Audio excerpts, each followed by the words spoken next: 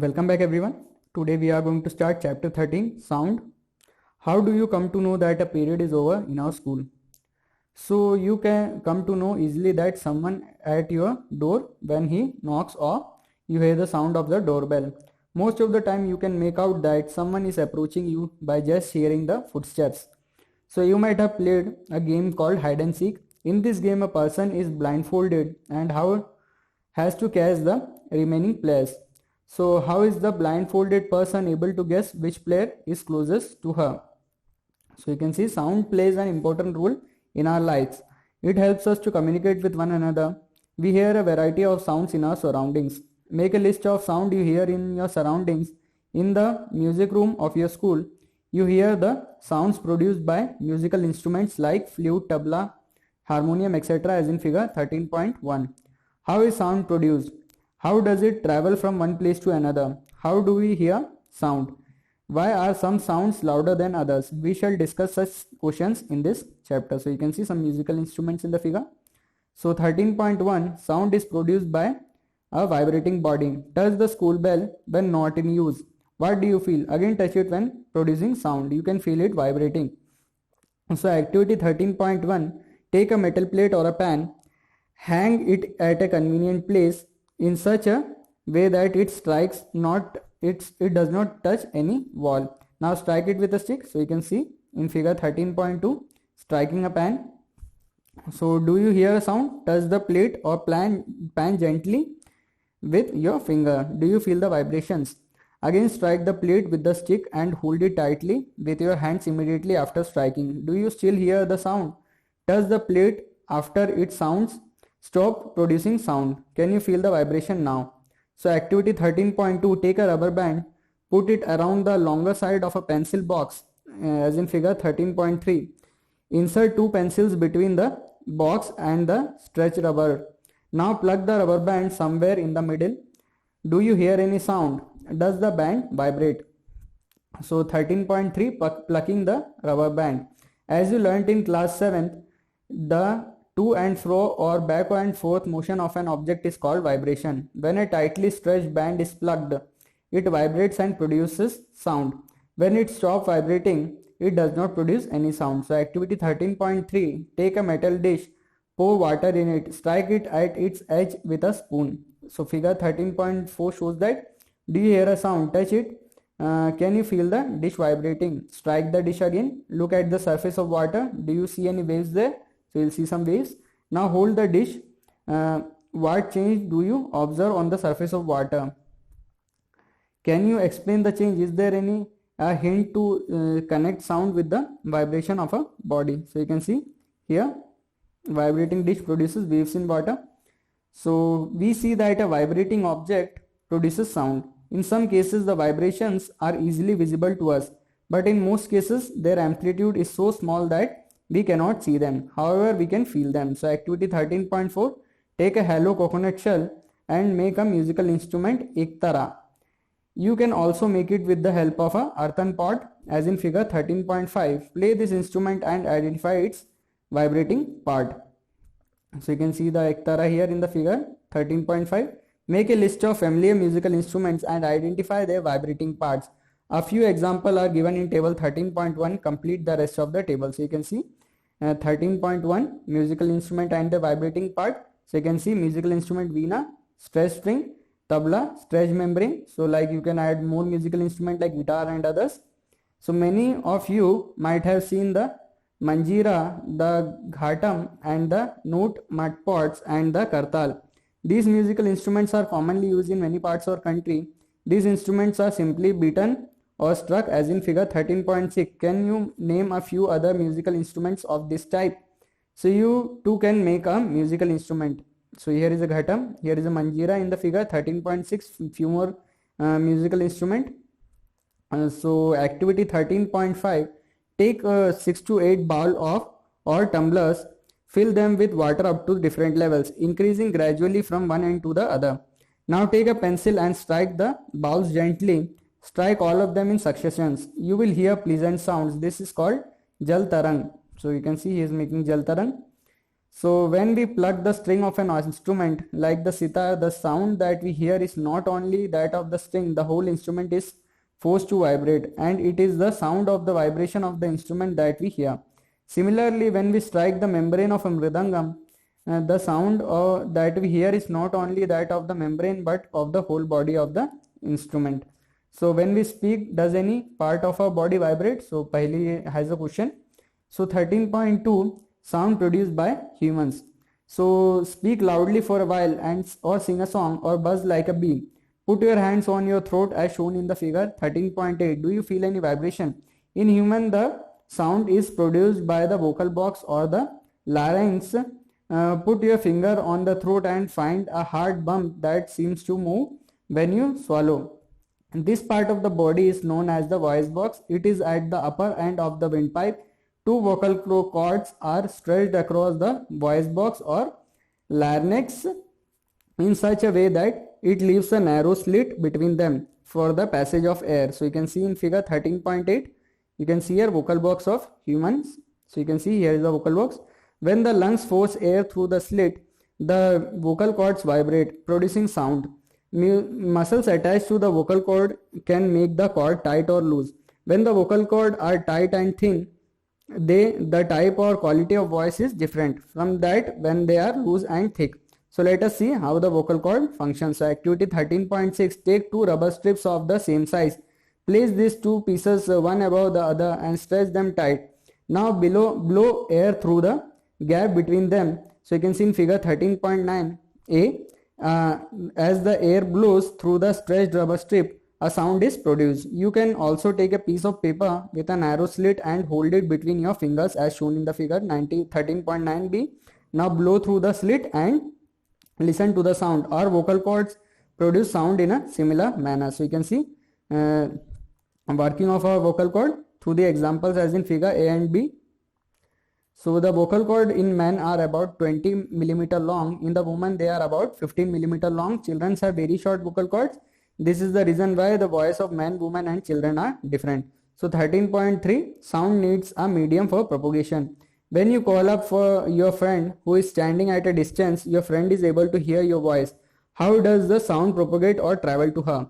So activity 13.3. So you can see, take a metal or glass tumbler, make sure that it is dry. Place a cell phone in it. Remember that the cell phone must not be kept in water. Ask your friend to give a ring on the cell phone and from another cell phone. Listen to the ring carefully. Now surround the rim of the tumbler with your hand, and figure 13.10 you can see, put your mouth on the opening between your hand. Indicate your friend to give a ring again. Listen to the ring while sucking air from the tumbler. Does the sound become fainter as you suck air? Remove the tumbler from your mouth. Does the sound become loud again? So this is a great activity. You can do it. Can you think of an explanation? Is it possible that the decreasing amount of air in the tumbler had something to do with decreasing loudness of the ring? So indeed, if you had been able to suck all the air in the tumbler, you will not listen any sound. Actually, sound needs a medium to travel. When air has been removed completely from a vessel, it is said that there is a vacuum in the vessel. The sound cannot travel through a vacuum. Does sound travel in liquid? Let us find out. So you can see the activity 13.8. Take a bucket or a bathtub, fill it with clean water, take a small bell in one hand, shake this bell inside the water to produce sound. Make sure that the bell does not touch the body of the bucket or the tub. So you can see sound traveling through water. So here, place your ear gently in the water surface. So you can see in the figure that guy is gently hearing from the water. Be careful, the water should not enter into your ear. So can you hear the sound of the bell? Does it indicate that sound can travel through liquid? So Paheli says, oh, that is how whales and dolphins might be communicating underwater. Paheli says, let us find out if sound can travel through solids also. Activity 13.9, take a meter scale or a long metal rod and hold its one end to your ear.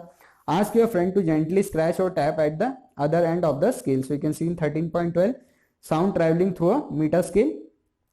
So can you hear the sound of the scratching? Ask your friends around you if they were able to hear the same sound.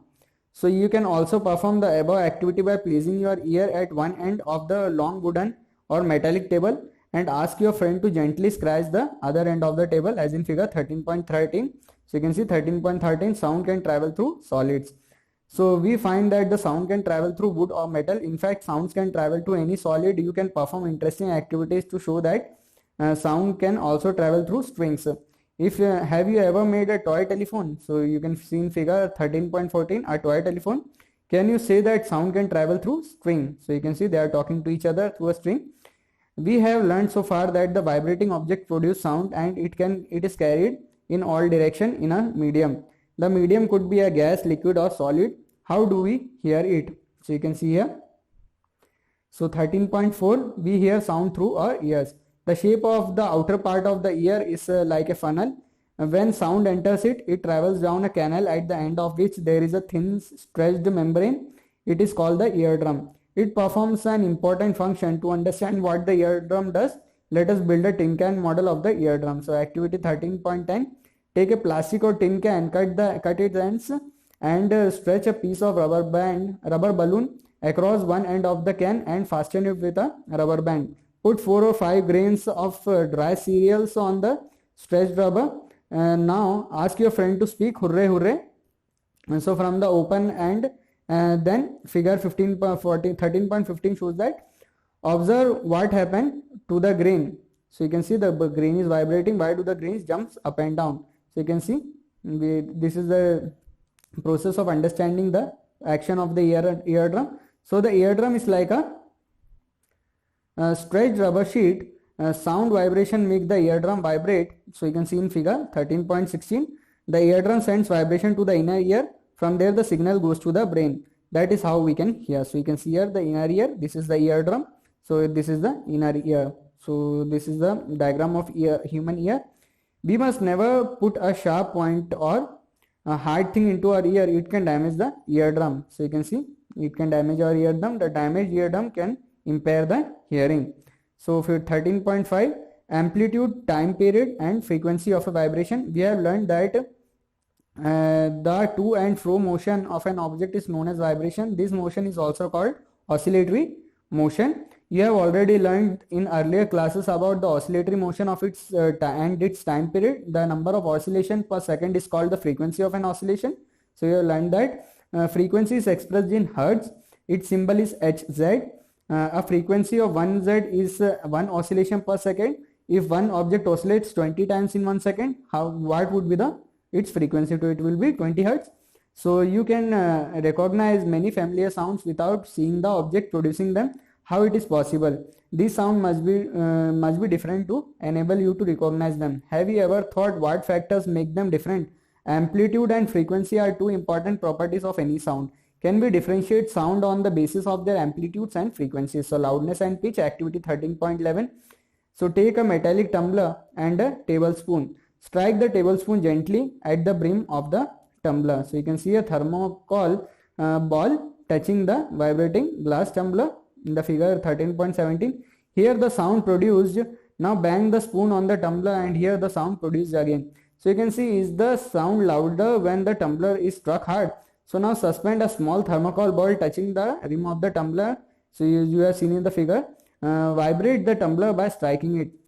So see how far the bell is displaced. The displacement of the ball is a measure of the amplitude of vibration of the tumbler. Now here strike the tumbler gently and then a little harder. Compare the amplitudes of vibration of the tumbler in the two cases. In which case is the amplitude larger? So loudness of a sound is proportional to the square of the amplitude of the vibration produced the sound. For example, if the amplitude becomes twice, the loudness increases by a factor of 4. The loudness is expressed in a unit called decibel, dB. The following table gives some idea of the loudness of sound coming from various sources. So normal breathing produces 10 dB sound. So soft whisper at 5 mm gives 5 meter gives 30 dB, normal conversation 60 dB, busy traffic 70 dB, average factory 80 dB. So above 80 dB the noise becomes physically painful. So the loudness of sound depends on its amplitude.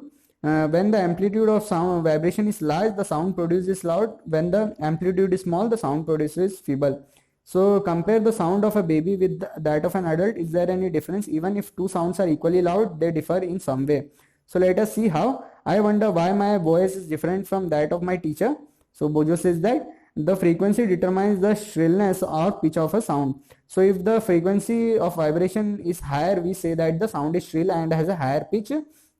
And if the frequency of vibration is lower, we say that the sound has a lower pitch. For example, a drum vibrates with a low frequency, therefore it produces a low pitch sound. On the other hand, a whistle has a high frequency, therefore produces a sound of higher pitch, as in figure 13.18.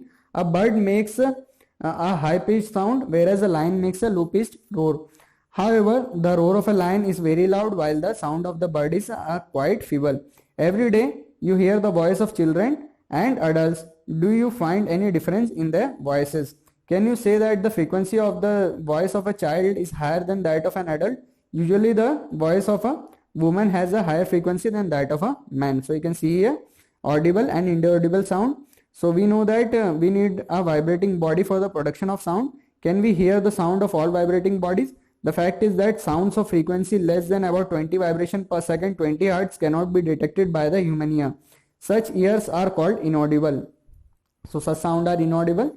On the other higher side, sounds of frequency higher than 20,000 vibration per second, that is 20 kilohertz, are also not audible to the human ear. Thus, for ear, the range of audible frequency is 20 to 20,000 hertz. So it is clear. Some animals can hear sound of frequency higher than 20,000 hertz. Dogs have this ability. The police use high frequency whistles, which dogs can hear but humans cannot. The ultrasound equipments familiar to us for investigating and tracking medical problems works at frequency higher than 20,000 hertz. So noise and music, we hear different types of sounds around us. Is the sound always pleasing? Does the sound sometimes cause discomfort to you? Some sounds are pleasant to our ear, whereas some are not. Suppose construction work is going on in our neighborhood. Are the sound coming from the construction site pleasing? Do you enjoy the sound produced by horns of buses and trucks? Such unpleasant sound are called noise. In our classroom, if all the students speak together, what would be the sound produced be called? So on the other hand, you enjoy the sound of the musical instrument. Musical sound is one which is pleasing to the ear. Sound produced by a harmonium is musical sound. The string of a sitar also give a musical sound. But if a musical sound becomes too loud, it would remain, it will not be so melodious. So 13.8, noise pollution. You already know about the air pollution. Presence of unwanted gases and particles in air is called air pollution. Similarly, presence of excessive and unwanted sound in the environment is called noise pollution. So can you list some major sources of noise pollution? Major causes of noise pollution are sound of vehicles, explosions, including bursting of cracker, machines, loudspeakers, etc. What sources in the home may lead to noise? Television and transistor, radio at high volume, some kitchen appliances, desert coolers, air conditioner, all contribute to noise pollution. So what are the harms of noise pollution? Do you know that the presence of excessive noise in the surrounding may cause the health related problems, lack of sleep, hypertension, high blood pressure, anxiety, and many more health disorders? A person who is exposed to a loud sound continuously may get temporary or even permanent impairing of hear.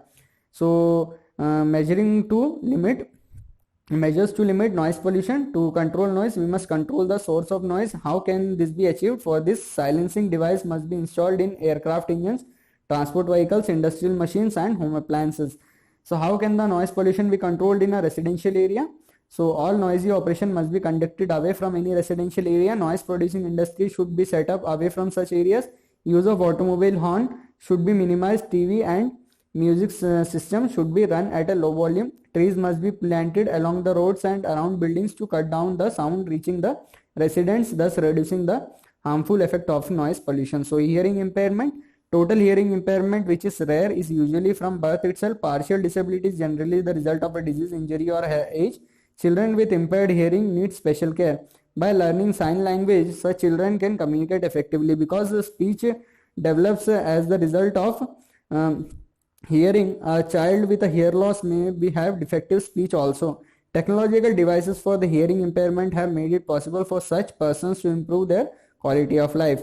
So society can do much to improve the living environment for the hearing impaired and help them to live normal lives.